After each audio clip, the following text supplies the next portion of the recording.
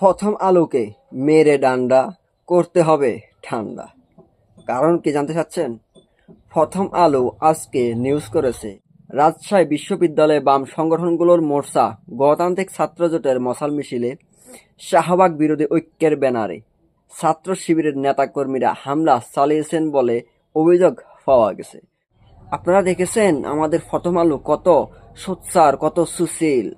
তিনি এতই সুশীল যে গণতান্ত্রিক ছাত্র জোটের মশাল মিছিলকে ছাত্র শিবিরের মশাল মিছিল বা হামলা বলে চালিয়ে দিয়েছে। এই সুশীল অসভ্যরা জিন্দিগিতেও মানুষ হবে না, এদেরকে ঠেঙাতে হবে।